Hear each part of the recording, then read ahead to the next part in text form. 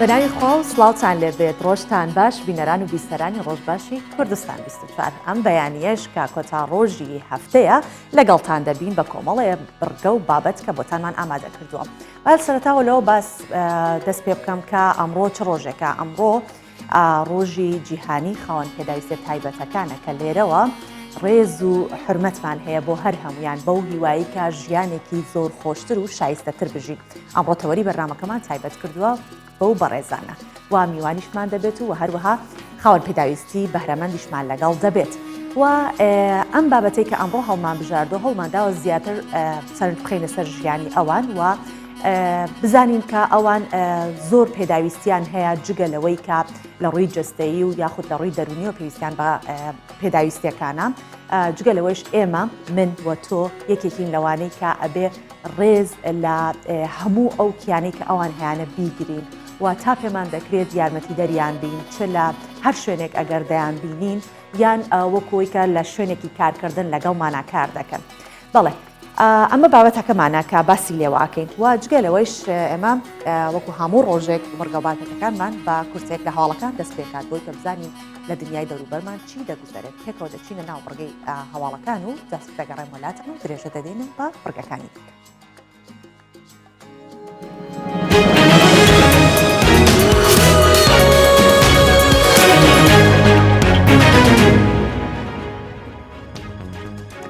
ناوەندی هەماهەنگی ئەمنی بۆ ناوچە کوردستانیەکان لە نێوان هەولێر و بەغدا پێکهێنرا. لیوا عەبدولخالق تەلعات نوێنەری حکوومەتی هەرێمی کوردستان لە فەرماندەیی ئۆپراسیۆنە هاوبەشەکان ڕایدەگەێنێت سەنتەری هاوبەش لە نێوان هەولێر و بەغدا بۆ هەماهەنگی ئەمنی ناوچە کوردستانیەکان پێکهێنرا و سەرەتا کارەکانیش لە دیالە و خانەقین دەست پێ دەکات. ڕاشیگەیاند دە ڕۆژە هێزەکانی حەشدی شەعبی دەکشێنەوە و دەگەڕێنەوە بەغدا و هێزەکانی پۆلیس شوێنیان دەگرنەوە.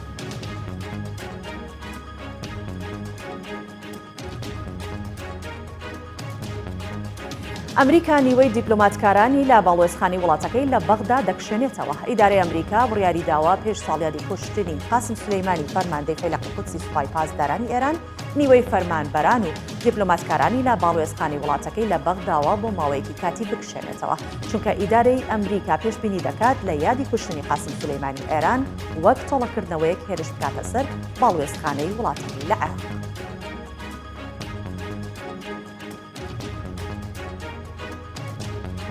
جۆ بایدن دەڵێت گەڕانەوە بۆ ڕێککەوتنی ناوەکی بە واتای هەڵگرتنی گەمارۆکانی سەر ئێران نییە. جۆ بایدن سەرۆکی هەڵبژێردراوی ئەمریکا ڕایگەاند دەمانەوێت بەڕاوێژکردن لەگەڵ هاوپەیمانان دانوستاندنی نییە لەسەر ڕێککەوتنی ناوەکی لەگەڵ ئێران بکەین. دەشڵێت دەبێت ئێران ڕێز لە ڕێککەوتن و بەرپرسارەتەکان بگرێت. ڕاشی دەگەێنێت گەڕانەوە بە ڕێککەوتنی ناوەکی بە واتای هەڵگرتنی گەمارۆکانی سەر ئێران نییە.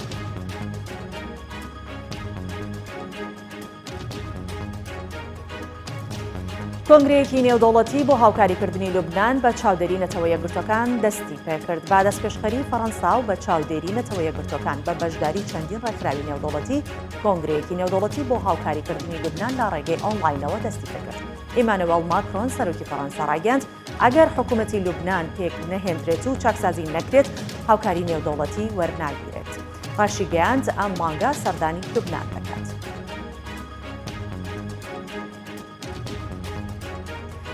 نیوزلەندا بەهۆی نالەباری کەش و هەوا بارینە ئاسایی ڕاگەیاند. جاسیندا ئاردێن سەرۆکوەزیرانی نیوزلەندا ڕاگەیاند دەبێت ئاگاداری مەترسیەکانی کەش و هەوابین و ئامادەکاری بۆ ڕوبەڕووبوونەوەی بکەین. ئاماژەی بەوەش کرد کاتێک بارینە ئاسایی کەش و هەوا ڕادەگەێنین مەترسی لەسەر ژیان و سامانی خەڵک هەیە. دەشڵێت ئەگەر گوێ بە هەڕەشەکانی کەش و هەوا نەدەین کارەسات دەدات.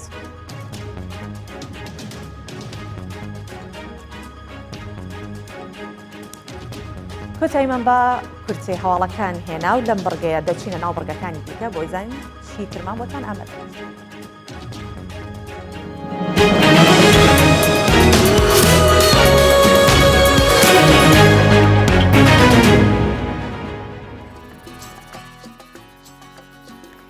بەڵێ وەک بەسمان کرد کە ئەمڕۆ وتمان ڕۆژی جیهانی خاوەن پێداویستە تایبەتەکانە ئێمەش دەمانەوێت تا ئەو شوێنەی پێمانەکرێت لێرە تواناکانیان پێداویستەکانیان بۆ ئێوە بخینە بەرچاو. ئەوانش کە توانایان هەیە حەزمان کردووە بە کاری ئەنجامدانی فیچەرێک بێت یان هەر بابەتێک بە لەسەریان لەگەڵتانە بەشداری پێ بکەین و بزانن کە خاوەن پێداویستی تایبەتەکان چەندە بەهرەمەندن. بۆ یەکەمین جارە لەسەر ئاستی هەرێمی کوردستان کەسێکی نابینا تێزی دکتۆرای لە بواری سۆسیۆلۆژیای زمان پێشکەش دەکات و بڕیارە ئەمڕۆ لە زانکۆی سەلاحەدین کۆلیژی ئاداب خوێندنەوە بۆ تێزەکەی بکرێت. ئەم نابینایە چیرۆکی خۆی بۆ کوردستان 24 باس دەکات و دەڵێت توانین لە ماوەیەکی کەم و بە سوودوەرگرتن لە سەردەمی کۆرۆنا و کەرەنتین زۆرتر لە کاتی دیاریکرا و تێزی دکتۆراکەی تەواو بکات. ئەمە چاکە ئامێر و کەرەستە بۆ خوێندن و گەیشتن بە قۆناغەکانی سەرکەوتن تا ئاستی دکتۆرا. حەسەن یوسف ناسراو بە حەسەن بیرێژی تەمەنی 40 ساڵە لە 11 ساڵیەوە بەهۆی گول لە هاوەنێ چاوەکانی و دەستی لە دەستدەدا. لەو کاتەوە ڕێکۆردێرەکەی بۆتە هاوڕێ.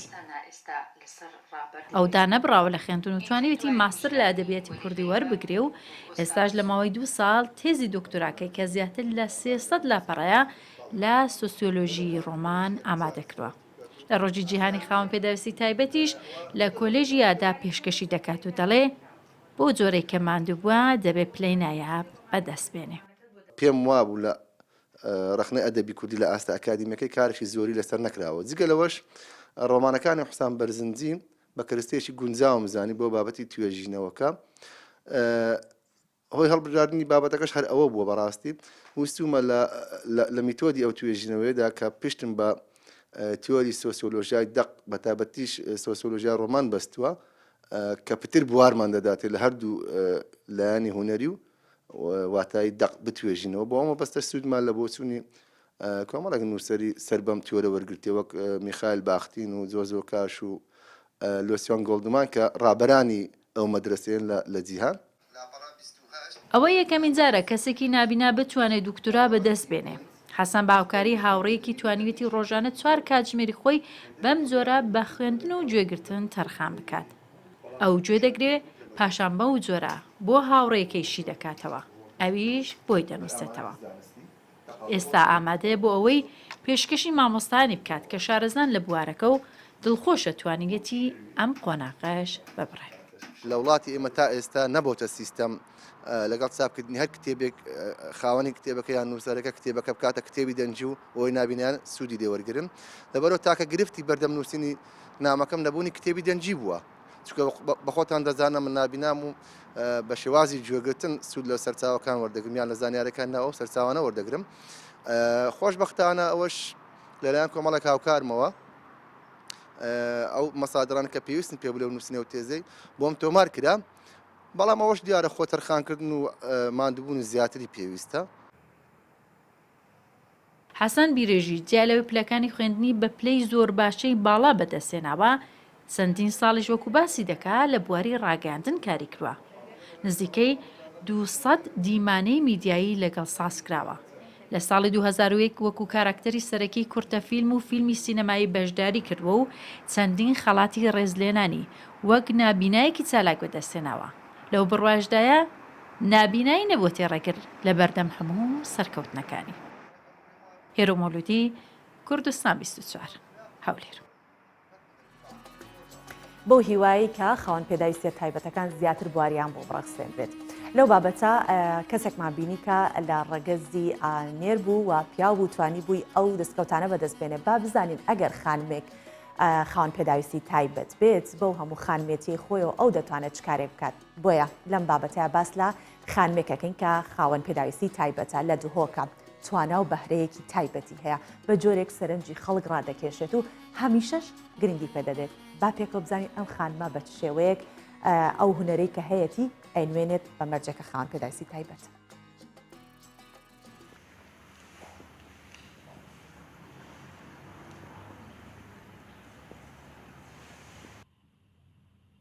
خدای مازن هەر مرۆڤێک بڕەنگێکی ئافراندیە.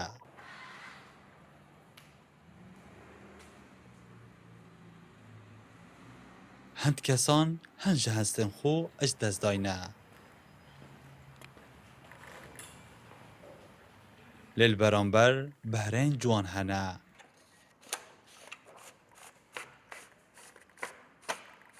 ڕێژین ئەحمەد کچێکە کێمبینایە ئەت هەمان دەمدا ئەوێ بەهرەیەکە تایبەت هەیە.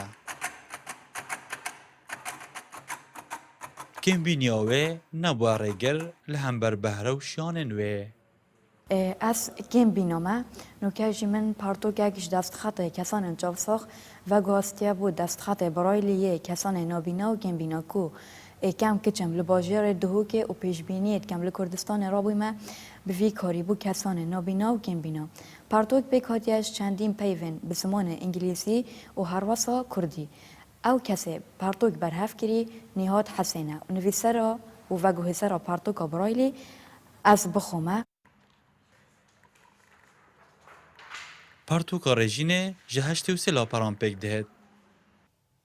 Ku bû mavê heşt mehan ew ê kar têda kiriye. Partok hemî min bi rêka destê nivîsiye û bi rêka evê çapanûke li hîn li ber sêngê min dibînin. Ev e çapa Braillî ye ku li destpêka xandina Braillî berî vê du qunaxêdiyê Braillî dihêne xandin. Ew jî em dibêjîne sindoqa Braillî û her wasa lewha Braillî. Piştî ji we bi dimahîk tên ev e dibite çapa Braillî ku em diçên her nivîsînek û her partokek û her tiştekê hebidin em bi rêka vê binivîsîn. Gelek girêng e wekî em babetekî sanîn em babetekî xînîn dokujbiya me ne çît û ew babete bû jiyana me gelekî girêng bidin em li devxû binivîsîn. Xandina Braillî bû kesanê nabîna û kêmbîna bi rêka destî ye ku destê xwe bidane serê û dizanin ka çi hatiye nivîsîn û çi hatiye gotin. Braille helbet pêk dihêtin wekî destxetê kesanên çavsax bi her zimanekî îngilîzî, Kurdî, Erebî û heta dimahêkî her zimanekî hebit Braille bi wî zimanî têde nivîsîn. Rejîn Ehmed eş dayîkbuha sala 2002 li Duhokê. Qutabiye el qunaha 12 wêjeyê. Ew ê pirêka vê partokê vîyaya xizmeteka biçîk pêşkêşî hevalên xwe biket. Ev peyvedbêjîtin perwerde bihêztirîn çek e. Alan Hesên, Kurdistan 24 Duhok. بەڵێ هەر وەک هاوکارم ئاری حسێن باسی لەوە کرد کە سەرەتای راپۆرتەکەی بەوە دەستی پێکرد کە هەر جارێک کە مرۆڤەکان خوای گەورە با بڵێن بە هەر مرۆڤێک بە شێوەیەک ئەخڵقێنێت ئێمەش حەزمان کرد ئەو مرۆڤانش کە دڵێکی میهرەبانیان هەیە و یارمەتی دەری خاوەن پێداویستیە تایبەتەکانن و خوای گەورە دڵێکی میهرەبانی پێبەخشیون بەو شێوەیە دروستی کردو میوانداری بکەین بۆ ئێرە و کە ئەویش لە ڕۆژی جیهانی خاوەن پێداویستی تایبەتەکان زیاتر تیش بخین لەسەر کارەکانیان. میوانەکەشمان نەرمین شعبان کە سەرپەرشتی ماڵی ئارامە بۆ خاوەن پێداویستی تایبەتەکان لە ستودیۆی ناوەند لەگەڵمانایە و هەروەها میوانێکی دیکەشمان دەبێت لە سلێمانیەوە کە بەڕێز کاکسۆرانە بەڕێزان نابینان وەک خاوەن پێداویستی تایبەت ئەویش لەگەڵمانە ئەبێت و ئەمڕۆ بە یەکەوە گفتوگۆ دەکەین. یەخۆ بەخێر هاتی خاتون نەرمین و کاکسۆران تۆش گەرگوێ بیستمانی بەخێر هاتیت و خۆشحاڵینکان بەیانە لەگەڵمانی. باشە لە نەرمین خانەوە دەست پێکەم.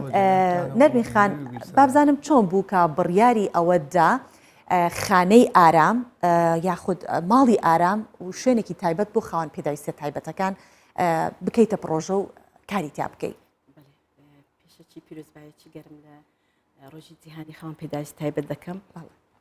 هیوادارم هەموو ڕۆژێکیان هەرخۆشی و شادی بێ. ئەو بیرۆکەیە کاتەمێشتی من تەواان من 35 ساڵ لە خانەی بە ساڵە توانی حکومی کارم کردیە. حەزەکی ئیشەکی خۆم بوو کە حەزم لەو ئیشەی بوو زۆر لەوێ خۆم خانە نشین کرد بەردەوام بووم حەزم کرد پاش خانە نیشینەکەش بتوانم خزمەتەك پێشکەش بکەم بۆ خاوەن پێداویستی تایبەتانە. بەڵێ من زۆر جار لە قسەکانە کە ئەبینم چاوپێکەوتنەوەناکەیت ئەڵێ هەر کارێک کە حەزت لێی بێ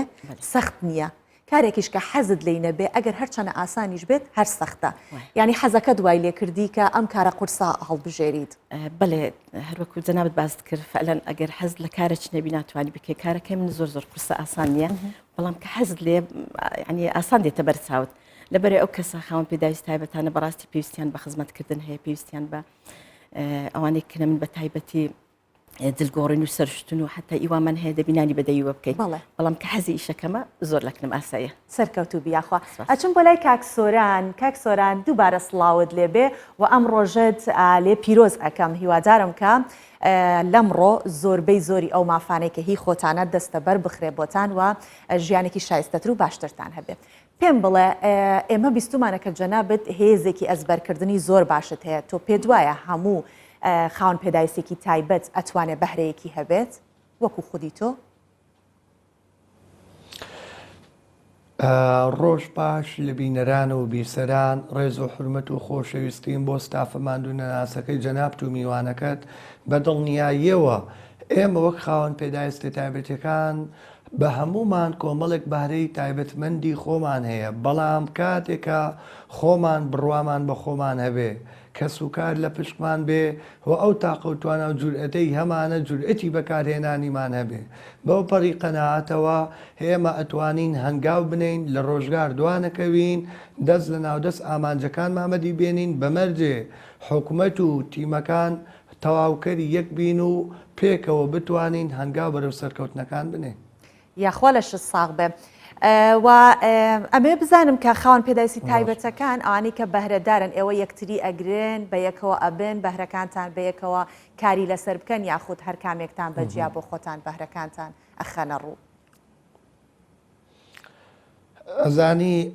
لە هەموو شتێکە بە یەکگرتوویی جوانە ئێمە پێکەوە دەربکەوین لە هەموو کاتێکە کاتێک ئێمە جوانی بەهرەکانمان باشتر ئەناستێ و ئەبیندێ کە هەمومان پێکەوە بتوانین ئەم ڕێگەیە ببڕین. بەڵام من یەک شتت پێ بڵێم ئەو خاوەن پێداویستێ تایبەتانەی کە لە ئەوروپان و ئەوانەی لە هەرێمی کوردستانی عێراقن ئێمە زۆر جیاوازێکی نەوعیمانێ یەکشت بە جەنابەت بڵێم ئەوەی لەوێ لە موچە و لە دەرماڵە و لە ئەمتیاز و لە کۆمەڵێک پێداویستی ئەشخاص دابی نەکرێ ڕەنگە سەدا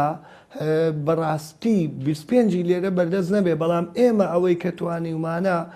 بەڕاستی ڕێکارەکان ببڕین جورئەت و توانای خۆمان بۆ یەکشت بە جەنابەت بڵێم لە خیلالی کەمتر لە یەک مانگە لە 19/2020 کە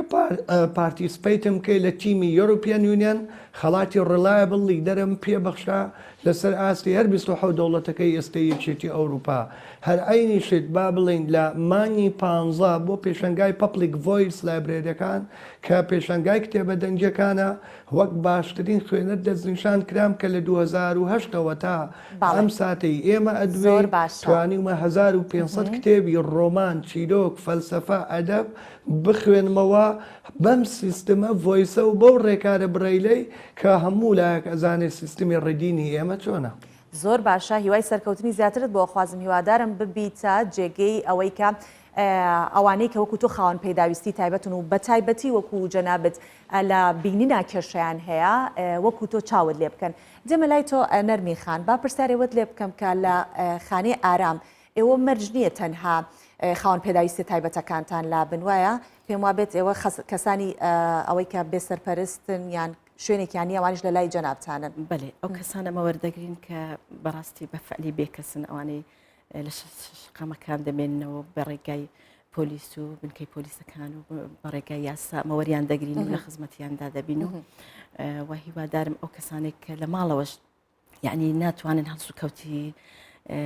باشیان لەگەڵ نەزانینی ئاستی وشیاری لەگەڵ ئەو خاوەن پێداویست تایبەتانە ئەوانیش هەروە کێشەیەک دروست بە لە ناو ماڵەکانیان ئەمە دەتوانین ئەوانیش وەرگین و چارەسەری کێشەی ئەو ناو ماڵانەش بکەن و بیانین لە لای زۆر باشە لە لای ئێوە چەند لەو خاوەن پێداویستی تایبەت و ئەوانی کە بێسەرپەرشن ئافرەتون چەندیشان پیاون؟ بەڵێ نۆ ئافرەتمان ئەفۆ نۆ پیامان هەیە ئەوان تر ئافرەتن. بێگومان ئەوان زۆر زیاتر پێویستیان لە خەڵکێکی ئاسایی پێویستیان بە محیبەت و بە خۆشەویستی و بە میهرەبانیە و ئەو ستافێکە کار لەگەڵ جەناب تاکەن هیچ ڕاهێنانێکیان پێکراوە بۆی کە لەگەڵان هەڵسو کۆتکەن تەعاملکەنیان هەر بە ئینی خۆیان. بەڵێ ئەمە لێرە وەکو ستاف تەمان کە هەر کەسێک دەوێت داخلی ئەوی شێ من بیتنە من هەفتێک تەجربەی دەکەم بزانم قسەشی لەگەڵ دەکەم دەبی فعلەن کۆپی من بیتن من کە چەند حەزم لەو ئیشێ و کە چەند خۆشیانم دەوێت دەبی وەکو من بن ئەگە وەکو من نەبن ناوی لای من بن. بەڵێ کاتە یەکەم جاردەنە ژێر ئەزمونێک لەگەڵ جەنابتا و دواتر باشە من ئەچمە لای کاکسۆران با بزانم جەنابەت هەرچەند لەسەر ئاستی بینینە وەگوتمان خاوەن پێداویستی تایبەتیت و هێزێکی زۆر باشت هەیە هێزرێکی زۆر باشت هەیە لە ئەزبەرکردنی ژمارەی مۆبایل و یان خۆ ژمارە بەگشتی تا ئێستا چەند ژمارەت لەبەرە؟ خاتونەکەم تەبەن تا ئێستا بەندە بە ئاریافۆن بە نۆرمال بە کۆڕک بە ئاسیا بە زێن بەڵای کە مۆبایلی بەریتانی بە تێلیتڤۆی سویدی بە کۆمڤیک بە 3G 8500 ژمارەم لەبەرە هی هەر سۆنەوە سێ دیبلۆماتکارەکەی یونایتد نیشن کە ئەندامن لە کۆمەڵی گشتینەتە وێگرتوەکان بە خۆیان بە مدیر مەکتەبەکانیان بە سکرتێری ڕۆژنامەوانەکانیان بە بەرپرسی پەیوەندەکانیان هی هەر 27 دەوڵەتەکەی ئەم ساتەی ئەندامانی یەکێتی ئەوروپا هی هەر 111 پەرلەمانتارەکەی خولی سێهەم و چوارەم و پێنجەمی ئێستەی پەرلەمانی کوردستان و هەموو هاوڕێیانمان لە ئەندامانی ئەنجومەنی پارێزگا سەرجەم قایمقام و بەڕێوەبەری ناحیەکانمان و تەواوی بەڕێوەبەرە گشتەکان کە سەر بە دیوانی ئەنجومەنی وەزیرانن. بەڵام من لێرە ئەگەر دەرفەتم بەی زۆر حەزەکەم شتێک بڵێم بۆ ئەوەی کاتەکەم لە دەست نەچێ. ئێمە وەک خاوەن پێداویستێ تایبەتەکان ئەمڕۆ کە ئەمانەوێ ڕۆڵمان لە دامەزراوە تەشریعی و تەنفیزیەکانە هەبێ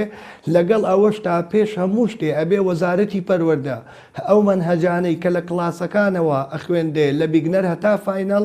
سەرجەمی لەسەر ئەرچی خۆی تۆماری بکە. کورسی تایبەتمان پێویستە لە زانکۆ ئاهلەکانە چونکە خۆت ئەزانی من بۆ خۆم 9.5 هەبوو لە 6 ئەدەبیە هێ کاتێک کە تۆ ئەم دەرەجە باشانە بەدەست ئەهێنی ئەبێ ئەم زانکۆوانە ئەو تەنسیقی لەگەڵا بکرێ بەم سکۆرسە پێرفێکتانە تۆ بە فری بخوێنیت و ئەو خزمەت گوزاریانەی کە هەیە بەردەست بکرێ و لەگەڵ ئەوەشدا ئێمە ئەو یاسایی کە لە پەرلەمانی کوردستان دەرچووە حکوومەتی هەرێمی کوردستان ئیقراری پێ بکرێ بە فەرمی بۆ ئەوەی بتوانین بەشێک لەو مستەحقات و مافە و امتیازانەی کە هەمانە جێبەجێ بکەین لە بەرامبەریشدا ئێمە خاون پێداویستی تایبەتەکان لە کەرتی گشتی و لە کەرتی تایبەتە ئەو ئەرکەی پێمان سپێرداوە بەکو خۆی جێبەجێ بکرێ. بۆیە بە خۆشحاڵم لەوەی کە من وەک سەرۆکی ئەنجومەنی باڵای لاوانی کوردستان کە دەستبەکار بووم هەتا ئەم ساتەی ئەم لێدوانە بۆ جەنابەت ئەدەم هەتا ئێستا ڕۆژێ لە ڕۆژان بە مەبەست ئیجازەم وەرنەکردەوە و خیاب نەبووم بەشداریشم لە هەموو میهرەجان و فستیڤالەکانە کردووە تیم لیدەری ئۆکستاکان بووم لە دەرەوە و لە ناوەی وڵات و هەتا ئێستا شوک و پۆڵەتیشتی خزمەتی میلەتەکەی خۆمەکەم. دەستەکانت خۆش بێت. خاتون با لە قسەکانی کاکسۆرانەوە کە باسی ئەوەی کرد کە ئەم بەهرانەی هەیە لەلای ئێوە خاون پێداویستی تایبەتێک هەیە کە بەهرەی هەبێ و ئێوە پەرەی پێ بدەن بەهرەکەی یاخود هەمووانی کە لەلای ئەوەن پەکەوتن و لە ڕووی دەرونیشەوە خاون پێداویستی تایبەتن. بەێ ئەوانەی لەلای ئێمە لە ڕووی دەستەی تەواونینە باری دەرونیشیان تەواونیە بەڵام نەبوونی جێگا کێشێکی زۆر گەورەی لۆمە دروست کردیە پێویستە ئەوانە ینی گرنگیان پێ بدەین و جێگایکی گەورەتر و باشتر ئەگەر جێگاکە گەورەتر بێت تەبعاً بەرنامەیان لۆدادەنێن. بێگومان ئێوە ئەم بینایی کە ئێستا تیان بچووکە لە چاو ئەوەی کە بەقەد ئەو پێداویستیە بێت ئێوە خەریکی دروستکردنی پرۆژەیە بوون بیناتان بۆیان دروستە کرد ماڵێک تا گەیشتە چۆ؟ بەێ بەڕاستی پرۆژێکی زۆر زۆر پیرۆزە پرۆژێکی زۆر زەڕوریشە هەبی و گەورە بکرێتەوە ئەو پرۆژەیە لەبەر ئەوەی ئێستا من گەیشتیمە مەرحەلەی سپیکاری و دەرکە و پەنجەرم مایە لێوان تاوا بکەم زۆر دەبی بزانین ئەوانش وەکو مرۆڤێک بژین و حەز و ئارەزوەکانی خوان لەو بینایە عنی بتوانین لویان جێبەجێ بکەین و جوانتر و باشتر خزمەتیان بکەین. زۆر باشە وەکو ئەو پێداویستانەی کە ویلچەر و عەرەبان و ئەو هەر دێشتەیە کە پێویستی خاون پێداویستی تایبەتەکانە لەکوێ دابین ئەکرێت کەسانی خێرخواز یارمەتی دەرتانن یاخود لایەنێک هەیە کە یارمەتیتان؟ بەێ ئەمە هەر هەمومان حەزەکی خۆمان هەیە بەڕاستی ئەم داواکارم لە هەموو گەنجەکان و لە هەوە کەسانە هەر پرۆژەکیان هەیە کە سوودی لە بۆ کۆمەلگای هەبی سوودی لە بۆ بەڕاستی هەموو جێگاوشن توێژەکان هەبیتن دەست بەکار بن ڕانەوەستن مەسەرەن بن ئەوڕۆ بودجەنیە و داهاتنی ئەوە نیە نا بەڵام خوا گەورەی خوا دەرکە دەکاتەوە لۆ ئیشی خێرێ مەسە ئێستا ئەو پرۆژەی من دەستخۆشی لە هەندێک خێرخواز دەکەین کە هاتینە سەرخەت لە گەرمان بەڵام وانە بەڕاستی ینی کەمە زۆر زۆر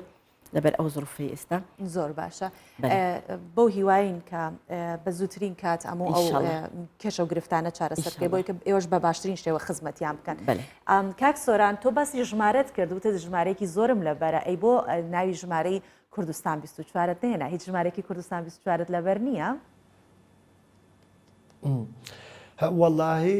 بەروەڵا من هەموو پرۆدیوسەرەکان و بە نمونە ستافەکانم لێرە بۆی بە نمونە چکە دایمە مێ ژمارەیە بڵێم کە نەبێتە ڕیکلام بۆ تیمەکە بەڵام بەسەر سەر و بەسەر چاو ئێمە لێرە نووسنگەیەکمانەیە کاکنامۆی ناوە 152 زۆر سپاس بەڵام ئەوەی کە من ئەمەوێ لێرە لە باتی باسکردنی بارەکان وەکو دەرفەتێک گفتوگۆکانم بکەم ئێمە ئێستا پێمان وایە وەک خاوەن پێداویستە تایبەتەکان لە مەرحەلەیەکی زۆر گرنگین بەڵام لە بارودۆخێکی هەستیاریشداین ئێستا ئێمە کۆمەڵی کێشەمانەیە خاستن لە سیستمی ئۆنلاین ئێستا زانکۆکان ڕەنگە پرۆسیسی ئاوێتەیان کەمتر بێ دۆخی کۆرۆنا بەم ئەتیجاهای ئێستا بڕوا ئۆنلاینەکە زیاتر بێ من پێم وایە ئەبێ لە مەشە وەزارەتی خوێنی باڵای حکوومەتی هەرێمی کوردستان و وەزارەتی پەروەردە پێکەوە هەوڵ بدەن ڕێڕەوێکی یاسایی بدۆزنەوە لەگەڵ کۆمەڵێک ستۆدیۆیا کۆمونیکیشنێکی باش دروست بکەن بۆ ئەوەی ئەو منهەجانەی هەیە دەست بە خێرا بە سیستمی ئۆنلاین ئامادەی بکەین چووکە تۆ کە کەسێک ئاساییەدا ئەنیشێ لە کلاسێکە لەوە زۆر فەرقی جیاوازترێکە کەسێک لەسەر تابلێتەکەی لاپتۆپەکەی ئایپادەکەی یان سمارتفۆنەکەی دێسەعیەکە ئەم ستەدیاردا ئەبێ ئێمە پێکەوە بە توێژینەوە و ریسەرچێکی شیا و مناقەشەی بکەین ئەو کاتە لەگەڵ تیمی حکوومەت پارتیسپیتی پێ بکەین ئەمە لەلایەکی کە لەم بارودۆخەی ئێستەدا لەم پرۆژە چاکسازیی کە حکوومەتی هێرێمی کوردستان جەنابی سەرۆکوەزیر لە یەکەم ڕۆژی دەست بەکاربوونی هەنگاوی بۆ ناوە تا ئێستا ئێمە بەو پەڕی توانامانەوە دەستخۆشی لێ ئەەکەین و پشتیوان و هاوکاریە بین گرنگەوەیە ئەو پارەی لە چاکسازیەکانەوە لە گەندەڵدانا کە بەهدەر چووە بۆ ئیمتیاز و مافی خاوەن پێداویستی تایبەتەکان جارێکی کە بە پاڵپشتی چاودێری دارایی بەکار بهێندێ چونکە ئێمە ئەزانین مەسلەی ئەم پرۆژەی چاکسازیە ئەگەر چی وەختێکی زۆری ئەوێ بەڵام پارەیەکی باشش ئەگەڕێتەوە ئەم پارەیە پێشکەش بکرێ بەو سێکتەرانەی کە مەزڵوم بوون لە فترەی ڕابردوو تا تایبەتتریش توێژی خاوەن پێداویستی تایبەتەکان بە تەنسیق و سەرپەرشتی وەزارەتی کاروباری کۆمەڵایەتی حکوومەتی هەرێمی کوردستان زۆر باشە کاک سۆرا من حەزەکەم زیاتر باس لە بەهرەکانت بکەم کاتێککە وتمان جەنابەت زۆر بە باشی کۆمپیوتەر و زۆر بە باشیش مۆبایل بەکار ئەهێنیت بێگومان ئەوەی کە بینایی باش نەبێت هەستی بیستنی زۆر بەهێزە تۆ پێم بڵێ بە دەنگ یەکسەر ئەو کەسانی کە پەیوەندیت پێوەکان هەر بە ئالیوتنێک ئەی ناسیتەوە نکتەیەکی زۆر خۆشەیە ئێستا من ئەڵێم کاکە من ئۆپۆزیتی تروکۆلەرم عکسی تروکۆلەرم تروکۆلەر ژمارە ئەدەی ناو تەیاتێ من دەنگم بەرێ ناو ژمارە تێمە ینی ئەوەیە کاتێکە هەر گوێم لە هەر پەیوەندیەکە بێ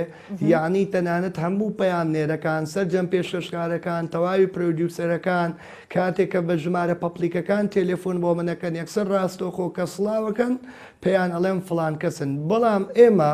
بەجددی ڕاستە تواناکان زۆرە گرنگە بەهرەکان زیا بکەین پەرەیان پێ بدەین بە خۆشحاڵێەوە خاتونەکە من لە هەر خەڵاتێکی دووەلیە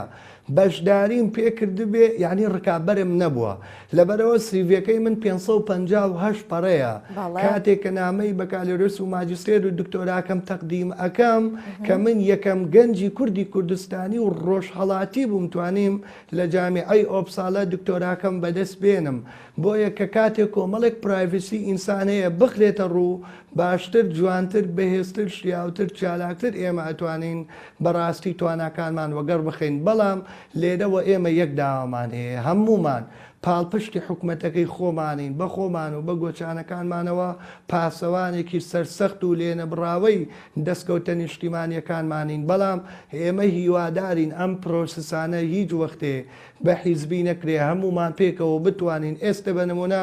جەنابەت سندیکای ڕۆژنامە نووسانت هەیە بە نمونە دیفاع لە جەنابتەکە کۆمەڵێک موسسینمانەیە ئێمەش داوا ئەەکەین ئەنجومەنی باڵای کاروباری خاوەن پێداویستی تایبەتەکان لە ئەنجومەنی وەزیران دەست بەکار بێ بۆ ئەوەی وەکو سوڵتەیەکی تحقیقی و لە یەک کاتی شاوەکو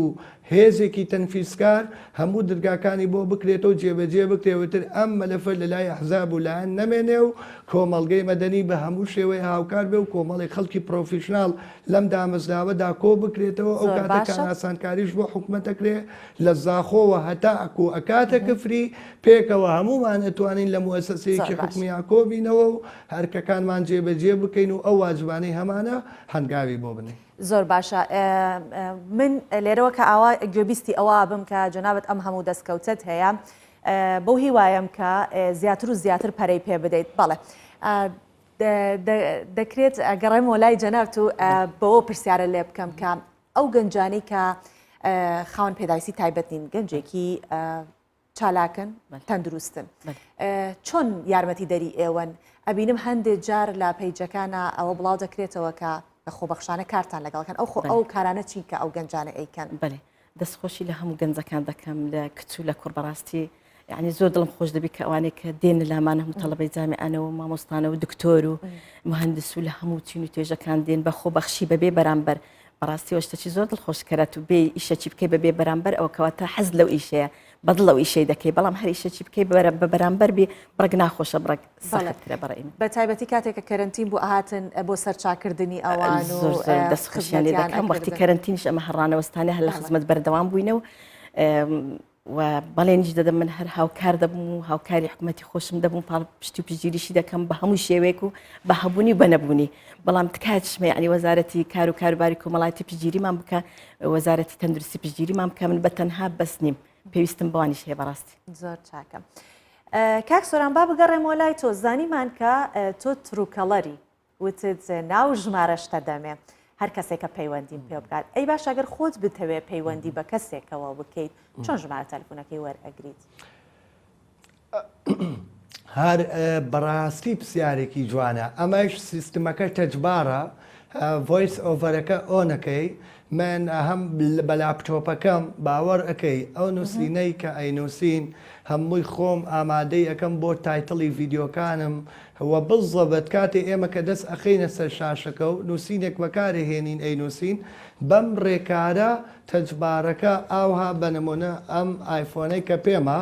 بە بخۆ ئەمە شاشەیەکی سافە یەکسەر ڕاستۆخۆ ژمارەیەک ئەنووسین ئەوەی کە بمانەوێ جێبەجێ ئەەکەین بەڵام من یەکشت لێرە ئەمەوێ بڵێم من ئەڵێم ئێمە سربەرزین بەوەی کە دوان نەکەوتوین لە تەکنەلۆژیا کە بێبەری نین لە خزمەت گوزارەکان بەڵام ئەوانەی کە ئێمە ئەمانەوێ حکوومەتی هەرێمی کوردستان باشتر بخێنە سەر ئەو ڕاستەڕێی کە پێویستمانە لە باتی ئەوەی خاتونەکەم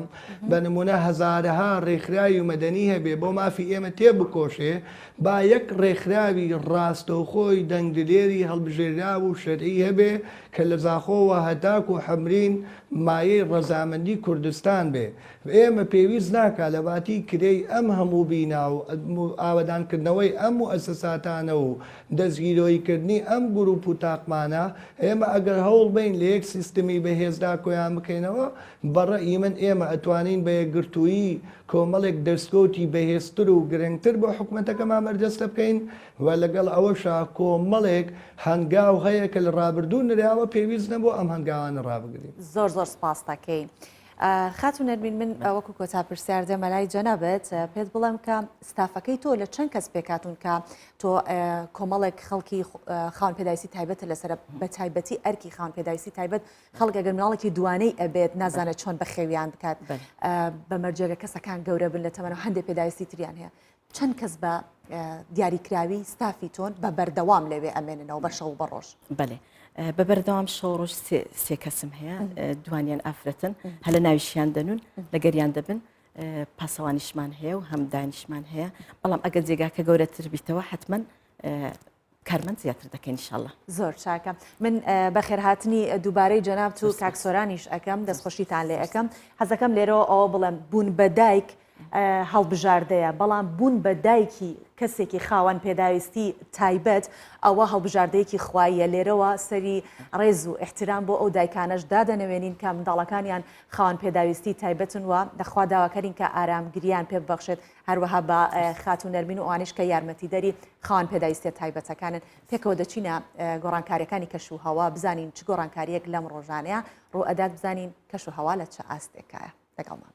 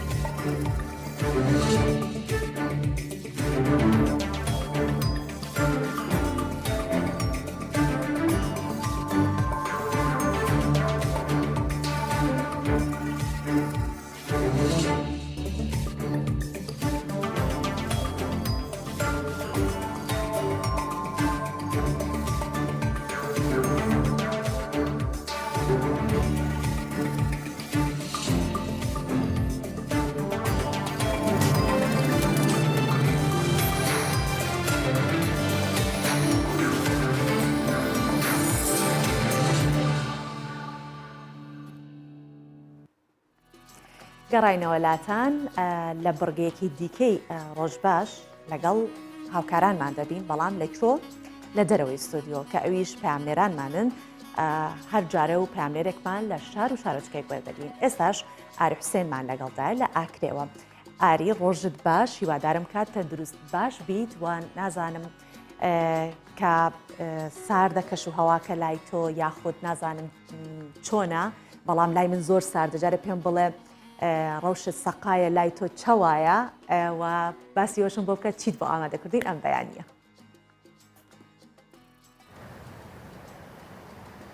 بله سوان سوادی هیا و تماشاوانان جی باش بیتن ام دناوا نمامگه کان کو مشتلکا برامینانا گلو دارن داد گلوینا الکمالگا چرا اگر کان بحث سقای بکن بحث بریا کان بحث بابت خواب بکن ام بیژین کو راستی روشا سقای لاکر و بگشتی سنور و دبره کو دشتان افکار خوات گرید آکر و بردار شیخان سقا گلکی ساره کو اگر چه به تمامی اسمان ساحیه یعنی هیچ هور نینه لی سقا گلکی ساره اتناوا به مشتری دو معبروک سر دو مشتری که کوی دست به چاندنا بنداران هاتیه کرن جبو کو بزانین ایدی دنا وان مشتلان دا چتشته که تیت برامینان وراتی چوا قصد وان مشتلات کن رژو کسکاتی کو وی گویم بین لاکری روش برج زدبونی دال شیخان برف زدبونی الویراس خازن گل خدا نوی مشتل بخواب باغم جبو کو هم زیاتر پرسین خاراسیب کین برس بسام اگر تو محسابین دی بکی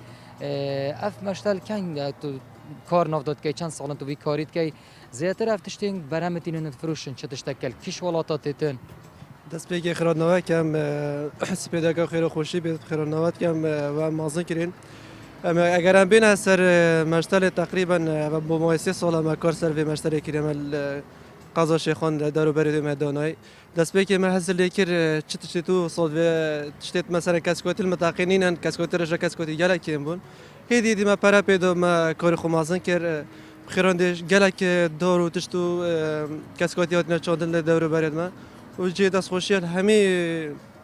همی لایک و تخواقه براسی هرچی هاتی دست خوشیل میکری اف بندارو گلت هی نیت نافخوی هری مکرسانه یا جیل ولاتن دورو برو کی بتین رجاکا کم انتاج مید نافخونه برا پتر خرج دربتن بس هم جی هیدی دی شالا ما دست بگیری پروژه که مازم دست بگیری ده اهتمام خود همی دون سر برهم خود نافخو امی دی انشالله پی تی وی در و نابی بازار چوا خلق نکاتین چه جوری بنداران کو گلات بتن یعنی وگوی خلق زیاتر خواسته که سر هیام پیشتر خواسته زیاتر سر هبو حقیقت وگوی نه و که هجانه ما بشین مثلا ورزی چاندنت یک موسم دا بیت مثلا تو حدیقه خوب راش بخیرش نوکه همی موسم دارو گلو تشت وقتی خود هبل نوکه کو اگر بم بین سر موسم گلاب حتی بری در جاکا بازار داودی آبون نه جوره که داودی آبون خواسته گلای زور بید بس نوکه برای پتر جبر صوري چتن هن قلت مقاومه سرمایه نکن اهتمام دنا سرکسکاتیه مثلا کاج و تشتیت صاننه برای پتر اهتمام کفتی سر وان جورا گلک سپاس بوده کاک بسام بله سوان وکی کوتیتا گوتن دیارا کول ویرا پتر او بنادارو گل اوید کوتینا فروتن لولاتن دوربر هرسانیان دوره دست جیتن اتناوا هریما کورسانش داود بیجم کام هول دین همیوان بنادارو گلان برهم بینین اکید جی کو دیگل در کفت نوان مشتلان امامگه ها بگو برجو کسکاتی هم لسر جدان هم نوا مالان دا یا زده بوج برکو اف بنادارو گل ویگو بساناهی رنگ پارای که ارزان جیب دست بکوین بەڵێ زۆر سپاس دەکەین ئاری حوسێن لە ئاکرێوە کە لەگەڵمان بوویت ئەم بەیانە سپاس. دەیرە سەر بابەتێک کە باس لە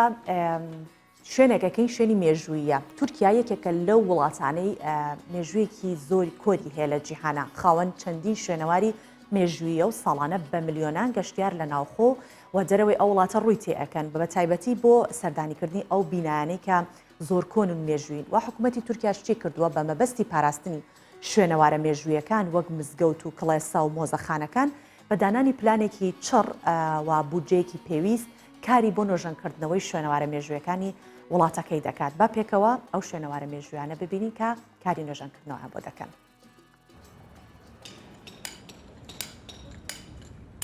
ئێرە مۆزەخانەی یەت کۆڵا دانجێزی تورکایە یەکێکە لە مۆزەخانە ناوازە و مێژوویەکانی ئەو وڵاتەکە لە سەدەی چواردا لە شاری ئێستانبول دروستکراوە ماوەیە کە تیمێکی فەڕەنسەی کە بریتین لە چەند شارەزای شوێنەوارە مێژوویەکان و چەندین ئەندازیاری شارەزا دەستیان بە نۆژەنکردنەوەی ئەم مۆزەخانەیە کردووە. لە وڵاتی تورکیا حکوومەت گرنگێکی زۆر بە شوێنەوارە مێژوویەکان دەدات بودجەیەکی تایبەتی بۆ نۆژەنکردنەوەی هەموو شوێنەوارەکانی وەکو کڵێسا مزگەوت مۆزەخانە و چەندین کۆشکی ناوازی گەورە تەرخان کردووە ئێمە دەستمان بەکارەکانمان کردووە و یەکە نۆژەنیان دەکەینەوە. حکوومەتی تورکیا گرنگێکی تایبەت بە شوێنەوارە مێژوویەکانی وڵاتەکەی دەدات ئەوان وەک ناسنامەی تورکیا تەماشای دەکەن هەر بۆیش هەوڵ دەدەن بە دیزاینێکی سەردەمیانە نۆژەنیان بکەنەوە لەو ڕێگایەوە سەدان گەشتیار بە وڵاتەکەیان ڕابکەشن. Ama bu tarz yerleri ele alırken herkesin ئێمە چاودێری تەواوی پرۆسی نۆژەنکردنەوەی مۆزەخانەکە دەکەین هەوڵش دەدەین هیچ هەڵەیەک ڕوو نەدات تێدەگەین لە نیگەرانیەکانی خەڵک کە تا چ ڕادێ گرنگی بە شوێنەوارە مێژوویەکانی وڵاتەکەمان دەدەن بۆیە دەرفەتی ئەوەمان بۆ هاوڵاتیان ڕەخساندووە کە لە کاتی کارکردنی تیمەکان بێن و وەرە نزیکەوە سەیریان بکەن. تورکیا یەکێکە لە وڵاتانەی کە مێژوویەکی دێرینەی هەیە هەبوونی ئاسەوارە مێژوویەکانی ئەو وڵاتە دەرخەری ئەو ڕاستیەیە هەر بۆیەش حکوومەتی وڵاتە بە پلانێکی چڕ و بودجەیەکی باش هەوڵی نۆژەنکردنەوەیان دەدات و ناهێڵێت کە لە ناو بچن دێنافەرێقی کوردستان 24. بەڵێ بێگومان شوێنەوارە مێژوویەکان ناسنامەی هەر نەتەوەیەکن یان ناسنامەی هەر وڵاتێکن بە پەرەدان یاخود بەهێشتنەوەی ئەو شوێنەوارانە ئێمە توانین نەوە بۆ نەوە باسی ئەوە بکەین یاخود نیشاندەری ئەوە بین کە ئەو وڵاتە بە چ مێژوویەک تێپەڕیوە. باس لە بابەتێکەکەم کە ئەگەر هەر کەسێک ئێستا بینەری ئەم راپۆرتە بێت بە تایبەتی ئەوەی کە قەساب بێت ئەزانێت کە باسی کاک عومەرەکەین کە پیاوێکی تەمەن 57 ساڵە دانیشتووی شاری سلێمانیە و ڕۆژانە ئامرێکی کارەبایی کە کێشەکەی 20 کیلۆ بێت قورسیشە ئەیخاتە سەر شانی شەقام بە شەقام و کۆڵان بە کۆڵانەکات بۆ ئەوەی کە چەقۆ و ئەو چەقوانێکە تیژەکرێتی ماڵان بێت چیاخۆتی چێشتخانەکان بێت یا بە تایبەتی قەساب و گۆشت فرۆشەکان بێت تیژ بکات کاسبکار هەیە کە 20 ساڵە چەقۆکەی لە لای کاک عومەر تیژ دەکات با پێکەوە کارەکەی ببینی. عمر بەکر هاوڵاتیەکی دانیشتووی شاری سلێمانیە و لە ساڵی 1970ەوە لە گوندەکەیانەوە فێری کاری چەقۆتیشکردنەوە بووە. ئێستاش ڕۆژانە شەقام بە شەقام و کۆڵان بە کۆڵانی شارەکە دەگەڕێت بۆ ئەوەی چەقۆی کاسبکاران و هاوڵاتیان تیژ بکاتەوە. چوومە دیەکە کابرایەکی لێ بوو ناوی وەساو ڕەحمان بۆ ئەو وەساو ڕەحمانە فێری کردم وتی ئاوا چەقۆ شت تیژەکرێت ئیتر ماڵی ئاوا بێ لەوە کە فێری ئەم شت تیژکردن و ئەمانە بووم ئیتر لەو کاتۆ من نەمە ئیشمە و شکر بەسایی خۆ هیچ غەڵەتێ نەهاتۆتە ڕێگام و ماڵ و مناڵشم بەمە بەخێو کردووە ئیتر دوای خۆشم هیچ کەسێک نییە ئەم ئیشە بکە. هاوڵاتیان و کاسبکارانی شاری سلەیمانی تێبینیان لەسەر نرخی چەقۆ تیشکردنەوە لەلایەن عومەرەوە نییە. بەردەوام ئارەزوو دەکەن جگە لە کاری تیشکردنەوەی چەقۆکان گفتوگۆی لەگەڵ بکەن. بەشێکیان نزیکەی 20 ساڵە چەقۆکانیان لەلای ئەو پیشەوەرە تیش دەکەنەوە. چەند ساڵێکە کە عومەر خۆشەویستە لای ئێمە مینەکەی چەقۆ تیشکردنەوەیە تقریبی 10 بۆ 15 ساڵە ئیش بۆ ئێماکە بە نرخێکی گونجاو ئینسانێکی باشە لە بواری شەکەیە شارەزایە سەرکەوتووە. ڕۆژانە عومەر ئامێرێکی چەقۆ تیشکردنەوەی کە لە ساڵی 1970 کڕیوە کێشەکەی 20 کیلۆ دەبێت دەخاتە سەرشانی و لە بازار و کوچە و کۆڵانەکانی سلێمانی چەقۆکان تیش دەکاتەوە. لەو ڕێگەیەوە بژێوی ژیانی دابین دەکات و توانیوێتی منداڵەکانی پێبگەێنێت. وەڵاهی ئەوەی هەیە قورس ئەمە 20 کیلۆیە مەکینەکە 20 کیلۆیەکەینێن بەشانمەوە ئیتر هیچ ینی بەلام و مادە ماڵ و مناڵی پێوە بەخێوەکەم هیچ قورس نییە لەلام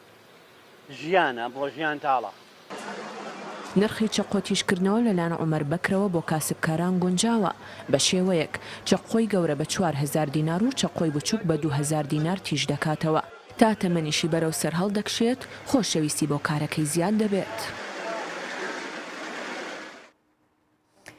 کەسبیەکان جیاوازن ئەوە دەچینە کەسبێکی دیکە کە کەسێکی تر زیاتر لە 20 ساڵە هاوڵاتیەکە کە لە ناو خەڵکدا بە زانات چەمەکی ناسراوە و ڕۆژانە کاتژمێر چواری بەرەبەیان لەگەڵ دیلانی کوڕی لە سلێمانی بەرەو چەمی خێوەتە لە ناوچەی شارباژێر ئەکەوێتە ڕێیە لەو شوێنە تۆڕەکان بۆ ڕاوکردنی ماسەکان خاتە ناو گۆماوی ئەو ئاوانەی کە زیاتر بەهۆی کارگەکانی دەرهێنانی چەولمەوە دروست بوونە. لەو ڕێگەیشەوە بژێوی ژیانی دابین ئەکات بەم شێوەیە کاسبیەکات. کامێری ڕۆژباشیش چی کردووە؟ هەستاوە سەردانی ئەو کوڕ و باوکەی کردووە لە کاتی ڕاوکردنی ماسی. با پێکەوە کارەکان ببین.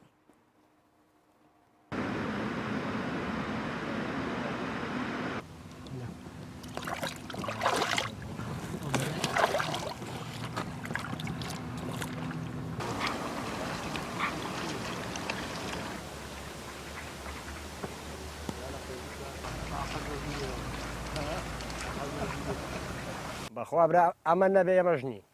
ئێمەش ژیانمان لەسەر ئەمەیە ڕۆژانە تر ڕۆژ وایە 30,000 ڕۆژ وایە 40,000 تر بە پێی کاتە ڕۆژ وایە 100,000 ڕۆژ وایە پارەی بەنزینەکەشم دەست ناکەوێتەوە بەس هەر پێی شکرم ئەمڕۆ نەبەیانی.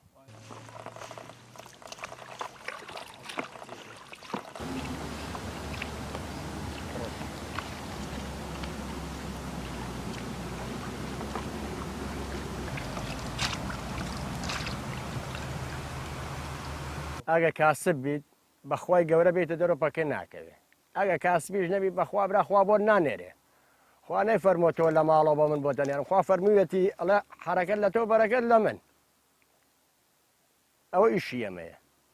من خۆم وام شخصا خۆمام ڕۆژە بەفر و باران بێ باوەڕم بکە ئەو ڕۆژە بۆ من دۆزەخە لە ماڵەوە لەوەجێ دووسێ شەڕ بکەم لە ماڵەوە حەزەکەم بێمە دەرەوە بەدەست خۆم نییە.